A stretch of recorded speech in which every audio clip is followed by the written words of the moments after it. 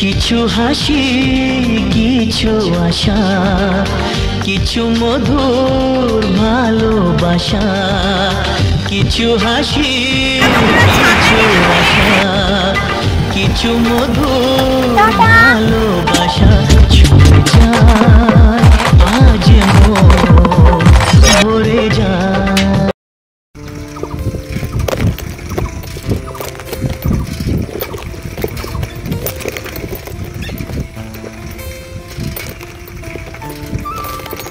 Guys good morning, welcome back to my channel. আমি আমার সাথে একটা নিউ ইন্টারেস্টিং ব্লগে তোমরা এনজয় করতে চলে যাও। হয়তো বাড়িতে এসে পড়েছি, বাড়িতে এসে আমি আমার সাইকেলটা ধরে ফেললাম। তার কারণ তোমাদের মনে আছে আমি আগে ব্লগ শেয়ার করতাম, সাইকেলে করে সাইকেল চালাতাম, কত জায়গায় যেতাম। আমি আবারও সাইকেলটাই নিতাম। সিরিয়াসলি আমার সাইকেল চালাতে ভীষণ ভালো লাগে, কিন্তু একটু কষ্ট হচ্ছে, এখন অনেকদিন বাদে চালালাম না। চলো আমি এখন একটু দোকানে যাচ্ছি কিছু জিনিস, পার্সোনাল কিছু জিনিস কেনার জন্য। বন্ধুরা দেখো, বাড়িতে এসে পাপার হাতের এত সুন্দর রান্না, উফ জাস্ট জমে ক্ষীর। এই দেখো মাছের ঝোলের কালারটা যে দেখো, প্রথমে দর্শনদারি তারপরে গুণবিচারি, একটা কথায় আছে না, দেখো কালারটা জাস্ট অসাধারণ হয়েছে। আর এই যে শুটকির তরকারি, কাঁকরোল ভাজা আর গাছের লেবু, আর কি চাই দুপুরে বলো লাঞ্চের জন্য। দেখো গ্রামে আসলে মজাই আলাদা, খাঁটি গরুর দুধ ঠাকুমার বাড়ি থেকে নিয়ে যাচ্ছি। তো সকালবেলা চা খাওয়া হয়নি, তার জন্য এখন চা খাবো। সত্যি গ্রাম বলতেই সুন্দর, দেখো চারিপাশটা একটু লক্ষ্য করো, এত সুন্দর পরিবেশ, সত্যি অসাধারণ। অনেক ভিডিও করব প্রাকৃতিক দৃশ্যের সাথে, সব কিছুই তোমরা একমাত্র চোখ রাখলে ইউটিউব আর ইনস্টাগ্রামে দেখতে পারবে। আমরা হচ্ছে বাঙালি, চা খাওয়াতে আমাদের কোনো বারণ নেই, এবং চা খাওয়াতে আমাদের কোনো গরমও লাগে না, কিচ্ছু নেই। দুপুর নেই, রাত নেই, সকাল নেই, মাঝরাত নেই, এনি টাইম আমি চা খেতে পারি। তোমরা আমাকে যখন চা দেবে আমি তখনই চা খেতে পারি।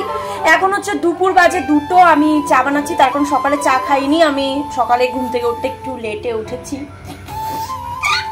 তো চলো, আমি ভাতটা খেয়ে নিয়েছি, স্নান টান করে নিয়েছি, তো চাটা বানানো যাক। মা এসে পড়েছে।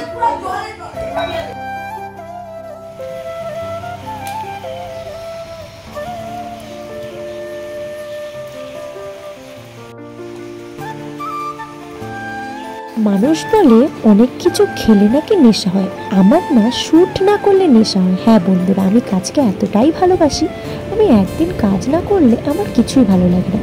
যার জন্য আমি শ্যুট পেয়েই ছুট্টি চলে গেলাম এই বৃষ্টির দিনে। সত্যি বৃষ্টির দিনে মজাই আলাদা। তো গাইজ ফালাকাটা চলে আসলাম। ফালাকাটার এই যে স্ট্যান্ডটা আছে, ওখান থেকে 2.5 মাইলের জন্য অটো ধরবো। ওয়াও, বৃষ্টিতে যেন এত সুন্দর পরিবেশ করে দিয়েছে, খুব সুন্দর। কিন্তু এই বৃষ্টির দিনে গ্রামে একটাই সমস্যা হয়, দেখো পজিটিভ দিকের সাথে সাথে নেগেটিভ জিনিসগুলো আমি আলোচনা করব। সেই জিনিসটা হলো কারেন্ট বারবার চলে যায়। আজকে বন্ধুরা এত ডিস্টার্ব করেছে কারেন্ট, সত্যি বলতে এতটা বিরক্ত লেগেছিল। এই কারেন্ট আসছে, এই কারেন্ট চলে যাচ্ছে। আর তোমরা সবাই জানো যে শ্যুট বা যে কোনো কাজে কারেন্ট থাকাটা ইম্পর্টেন্ট। কারেন্ট না থাকলে কি করে সবটা পসিবল হবে বলো। আর আমার এই লেন্সের কালারটা এতটা ভালো লেগেছে, কি বলবো, আমি তো কিনবই না। হ্যাঁ করো করো, বাট আমি এত কিছু খাবো? সত্যি আমি বলছি 2টো ব্রেড কমিয়ে দাও। না না না, সিরিয়াসলি 2টো ব্রেড কমিয়ে দাও, এতগুলো খাবো না। তো চলো বন্ধুরা, দেখতেই পাচ্ছ কত কিছু আমাকে দিয়ে দিয়েছে, মানে এত কিছু। একটু আগে চা খেলাম, চা বানিয়ে দিয়েছিল। আর তোমরা জানোই আমার, মানে আমাকে যতবার চা দেবে আমি ততবারই খাবো। আমি মানে চা লাভার, চাতে আমার কোনো মানে না নেই। তো চলো আমি ব্রেকফাস্টটা করে নিচ্ছি। আর শাড়িটারই অর্ধেকটা র্যাপিং করে রেখেছি, এটা পরে পরাবে দিদি।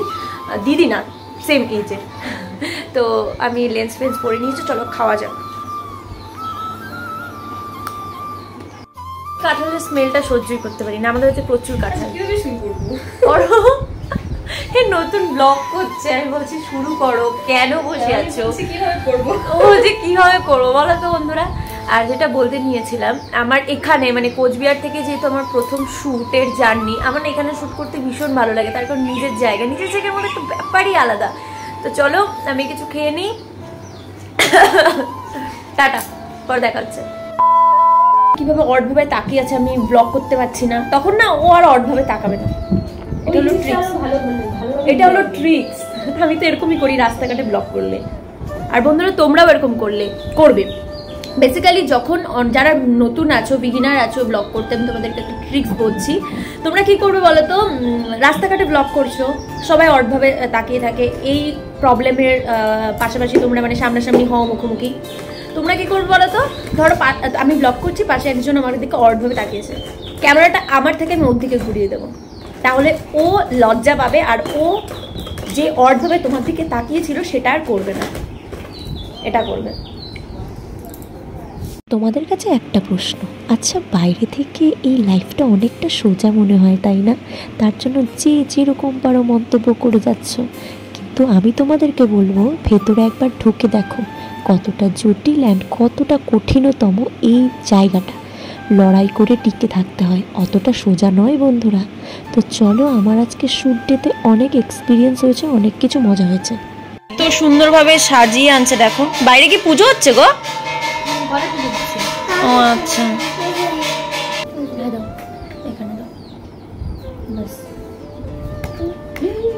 কি হয়েছে? কিভাবে? এই যে এই বাটিটা না, এতগুলো খাবো না ছিল না, 15 টাকা অল্প খাই দিয়ে ঝাল হয়েছে। আমি ঝাল প্রচুর খাই, তাই না? হ্যাঁ তুমি খাই না, তারপরে না তুমি করো বলছি। না না আমার একটু অসুবিধা হবে। আমার কোনো অসুবিধা না, তুমি হবে কিন্তু আমার হবে। কি হবে বলো, তুমি নিজের মতন করো, দেরি হবে, আমার খেতে প্রচুর দেরি হয়। না খাই না। একটা কথা আছে জানো তো, মানুষ সিচুয়েশনে পড়ে সবটাই শিখে যায়। ওরা আমার খাওয়া দেখে বলছিল নাকি আমার তৃপ্তি হয়নি। হ্যাঁ বন্ধুরা, আমি আগে হাত দিয়ে না খেলে আমার তৃপ্তি হতো না, কিন্তু এখন না, এই যে ঠেলায় পড়ে বিভিন্ন শ্যুটের মাঝখানেও খেতে হয়, কি করব। তো আমাকে শ্যুটেও টাইম দিতে হয়, এদিকে তো আমার পেটে চুহা দৌড়ায় খেতে হবে, তার জন্য না ওই চামচ দিয়ে খেতে খেতে আমার অভ্যাস হয়ে গেছে। শ্যুটের মাঝখানে টপ করে গিলে নিই, টপ করে খেয়ে নিই, তার জন্য এখন আর গায়ে লাগে না, সেটা তৃপ্তি হয়ে যায়। কিন্তু আমার তৃপ্তি হচ্ছে সেই ব্যাপারটা ওদেরকে বোঝায় কে বলো। তো চলো, আজকে যে দিদিটা হেল্প করছে মানে মেকআপ আর্টিস্ট, ও খুব ভালো। সেটে যাওয়ার আগে ফাইনাল টাচ, তাই তো?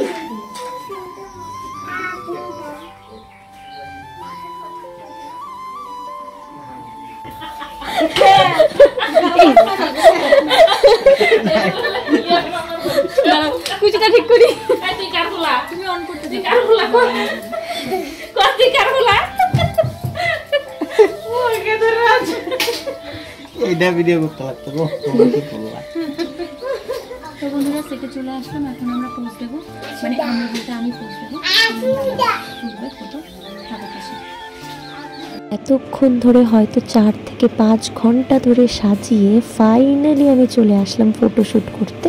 আমার ব্যাকগ্রাউন্ডটা বেশ লেগেছে। সবচেয়ে হাস্যকর ঘটনা, এই কলা গাছটাকে দেখো হাত দিয়ে ধরে রেখেছে, জাস্ট ব্যাকগ্রাউন্ডটা সুন্দর লাগবে বলে। এই পাকাতে তো আর কলা গাছটা গাঁথা যাবে না, যার জন্য এই প্রচেষ্টা। তো চলো বন্ধুরা, কেমন লাগছে বলো। কিছু করো না, ওদিকে বেল্টের মধ্যে বাইরে দাও না, তাহলে পিন করে দাও। এটা একটা সেফটি পিন দাও, তুই কি কলা গাছ ধরে খালি দিছ? কত কষ্ট, ক্যামেরাম্যানের 100 টাকা কাট।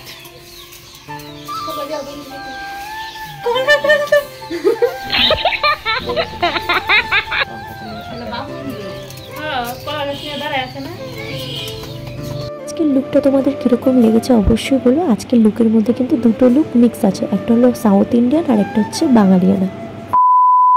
দাঁড়ো যেও না, আমাকে কীরকম লাগছে এটা কমেন্ট না করেই চলে যাবে? হ্যাঁ, এত বড় সাহস? হ্যাঁ বন্ধুরা, তোমরা আমাকে এখন ভিডিওর নিচে কমেন্ট করো আমাকে কীরকম লাগছে। আমার তো বেশ লাগছে নিজেকে দেখতে, তোমাদের কীরকম লাগছে সেটাও জানতে চাই।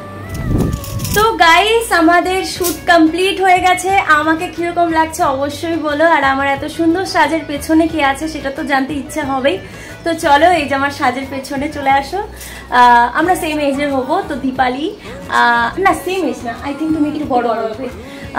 তো ও আমাকে সাজিয়েছে, অনেকদিন ধরে সাজাবে বলে ভেবেছিল, তো আমি তো টাইম দিতে পারিনি, তো অনেক কষ্টে আমি টাইম বের করেছি, যেহেতু আমি নর্থ বেঙ্গলে এসেছি সেই জন্য। তো তুমি কিছু বলো। একদম, সাজটা কেমন লেগেছে তোমরা একটু জানাবে, এবং যদি কোথাও খুঁত থাকে সেটাও জানাবে, তাহলে আমি সেটাকে ইমপ্রুভ করার চেষ্টা করবো। আমার কাজ ভালো লাগে আমার সাথে কন্ট্যাক্ট করবে অবশ্যই, আমি খুব কমে সবাইকে সাজিয়ে দেবো। কন্ট্যাক্ট নাম্বারটা দেওয়ার কি? আমার কন্ট্যাক্ট নাম্বার 7432819369। অবশ্যই যোগাযোগ করো, ঠিক আছে? সামনে বিয়ের সিজন আর আসছে, আমার অবশ্যই ফেসবুক যোগাযোগ পেজ করো। আর ইনস্টাগ্রাম পেজটা সবাই একটু ফলো করো। বলে দাও আইডিটা। ফেসবুক পেজ হচ্ছে দীপালি দাস দীপ্তি, আর ইনস্টাগ্রাম হচ্ছে দীপালি দাস দেখুন। নিজের ইনস্টাগ্রাম আইডি বলে গেছে। ইনস্টাগ্রাম আইডি হচ্ছে দীপালি দাস 6368। তো সবাই ফলো করো, আর যদি সাজতে চাও দিদির কাছে তো ইনস্টা বা ফেসবুকে একটা ছোট্ট করে পিন করে দিও, ঠিক আছে? 2000 years later. তো গাইস, এই বি তো আমায় আয় আয়। তো ভাই চলে আসছে, আমি এখান থেকে পিসির বাড়ি যাবো। ভাই চ, কেমন লাগতেছে আমার ক? তো গাইস তখন একটা লুক ছিল, এই যে দেখো মেকআপ তোলার পরে এই লুক আমার।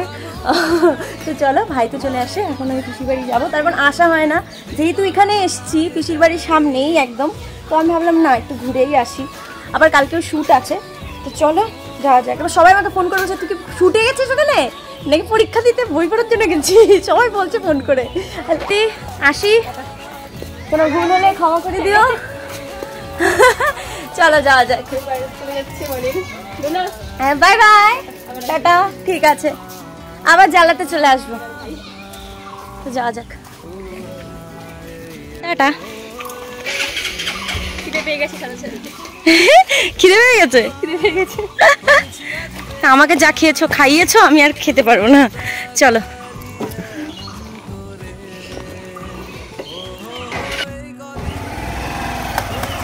টাটা।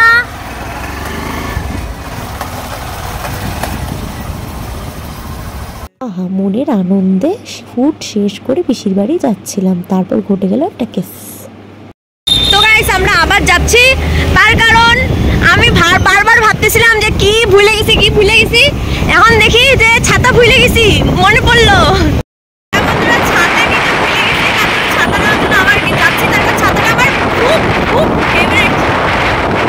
আসি। ভিডিও ভাই সব জায়গায়।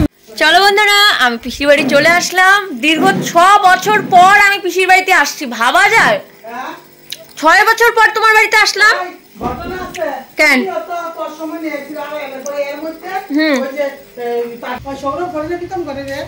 কে আছে ঘরে? কেউই নেই, সবাই গেছে গা। তো চলো এবার পিসির সাথে একটু, অনেক মানুষ ছিল, গল্প টল্প করলাম, তোমাদের সাথে আর কথা বলা হয়নি। এবার পিসির রান্নাঘরে গিয়ে একটু চাটা খাবো, চলো যাওয়া যাক। এই ঘরটা আমি যখন ছিলাম তখন ছিল না গো, ছিল না। আমি জাস্ট গাঁথনিটা দেখছি, আমি জানতাম যে এখানে বেসিং হইব। বাহ বাহ, পুরো চেঞ্জ, এক সুন্দর হয়েছে গো, সুন্দর হয়েছে, সুন্দর হয়েছে, সুন্দর হয়েছে। একটা ডাইনিং টেবিল আইন নিবা? আছে, দেখে পাতবা। ও, এই কুলার আমিও আনছি গো, কুলার আমিও কিনছি। আমিও কিনছি কুলার। রান্নাঘর, বাহ, চুলাও আছে, দারুণ। হ্যাঁ বন্ধুরা, যে পিসির বাড়িতে এসেছি সেই পিসি হলো আমার ছোট পিসি। এই পিসির বাড়িতে আমার আসাই হয় না, দীর্ঘ 5 থেকে 6 বছর পর আসলাম। এবার তোমাদের মনে প্রশ্ন আসতে পারে কেন আসা হয় না। ওই যে বললাম ব্যস্ততা, এই ব্যস্ততার জন্য কোথায় যে আতিথেয়তা এগুলো হারিয়ে যাচ্ছে। সত্যি ফ্যামিলি বন্ডিং এইসব আর থাকছে না। আমি এসছি দেখে ভাই আমার জন্য কত কিছু আনলো দেখো, আবার বলছে নাকি বিরিয়ানি, রোল, আরও কত অপশান। আমি বলি কি দাঁড়া, তোর এইসব আর খাবো না, মোটা হয়ে যাচ্ছি। তো তারপর দেখলাম পিসির বাড়িতে বিড়াল দিয়েছে, বাচ্চা মানুষটা আর নেই আমাদের মধ্যে, ভাবলেই কতটা খারাপ লাগে। তার পাশে এতগুলো মেডেল। হ্যাঁ বন্ধুরা, আমার 2 ভাই, পিসার তো 2 ভাই এত ভালো ফুটবল খেলে, তারা ফুটবল খেলে এত মেডেল, এত প্রাইজ, এত কিছু ট্রফি নিয়ে এসছে। ইভেন আমার যে নিজের ভাই, ও খুব ভালো ফুটবল খেলে, দেখতে পাচ্ছ কত ট্রফি। সত্যি। তো আজকের মতো বাই বাই।